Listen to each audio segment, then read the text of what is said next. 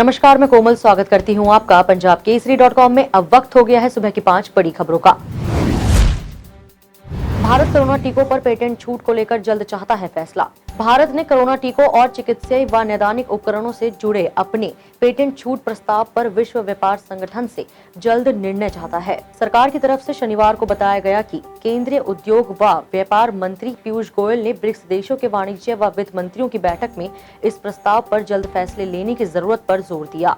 गोयल ने शुक्रवार को आयोजित इस बैठक में टीकों पर पेटेंट छूट पर जल्द फैसले के अलावा खाद्य सुरक्षा उद्देश्यों के लिए पब्लिक स्टॉक होल्डिंग प्रोग्राम के लिए एक स्थायी, पर्याप्त और न्याय संगत समाधान की आवश्यकता पर भी जोर दिया। कोरोना अभी थमा नहीं कि आ गया निपाह वायरस। केरल में 12 साल के बच्चे की मौत के बाद हड़कंप। भारत पहले ही कोरोना वायरस की दूसरी लहर में हजारों जानें गंवा चुका है और अब एक नया वायरस चुनौती बनकर सामने खड़ा हुआ। दरअसल कोरोना से सबसे ज्यादा प्रभावित राज्य में अब निपाह वायरस ने भी एंट्री मार ली है। कोझिकोड में एक 12 वर्षीय बच्चे की मौत के बाद राज्य में निपाह वायरस को लेकर हड़कंप मच गया। केंद्र सरकार ने भी आनन फानन में अपनी एक टीम केरल के लिए रवाना कर दी। हाल ही में लड़के को लक्षण दिखने पर अस्पताल में भर्ती कराया गया था। तब स्वास्थ्य विभाग को संदेह था कि वह निपाह वायरस से संक्रमित है, लेकिन अब संक्रमण की पुष्टि के बाद बच्चे की मौत ने डरा दिया है। अफगानिस्तान संकट। अमेरिका ने कहा कि उम्मीद है कि नई सरकार में गैर तालिबानी भी होंगे शामिल। अफगानिस्तान पर तालिबान के कब्जे के बाद दुनिया की नजरें अब वहां सरकार के गठन पर टिकी हुई है। अमेरिका के विदेश मंत्री एंटोनी ब्लिंकन ने कहा कि अमेरिका और अंतर्राष्ट्रीय समुदाय को उम्मीद है कि तालिबान विभिन्न समुदायों और हितों के प्रतिनिधित्व के साथ अफगानिस्तान में समावेशी सरकार गठित करेगी।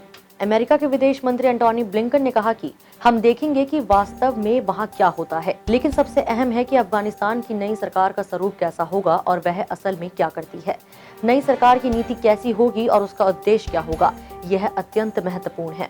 ब्लिंकन ने कहा कि एक समावेशी सरकार के बाद अंत में यही उम्मीद है कि अफगानिस्तान की नई सरकार अपने वादों पर कायम रहते हुए उन्हें पूरा करे। कोरोना में कमी के बाद अब वायरल की गिरफ्त में दिल्ली। डॉक्टर्स ने कहा ध्यान रखें। पिछले 2 सप्ताह से अस्पतालों में तेज बुखार, उल्टी, दस्त, कमजोरी से पीड़ित मरीजों की संख्या तेजी से बढ़ रही है। स्थिति यह है कि ओपीडी में आने वाला हर 5वें व्यक्ति को वायरल की शिकायत है। कई मामले ऐसे भी आ रहे हैं जहां पूरा परिवार ही बुखार की चपेट में है। डॉक्टरों का कहना है कि बारिश के मौसम में इन बीमारियों का खतरा काफी बढ़ जाता है। ऐसे में लोगों को खास ख्याल रखना चाहिए। इस समय सबसे जरूरी है कि खान पान पर ध्यान दिया जाए। अगर बुखार महसूस हो रहा है तो तुरंत चिकित्सकों की सलाह लेनी चाहिए। मुजफ्फरनगर में जुटेंगे कई राज्यों के किसान। टिकैत ने किया बड़े फैसले का ऐलान। आज मुजफ्फरनगर में किसानों की महापंचायत है। इसमें देश भर के किसान जुटने वाले हैं।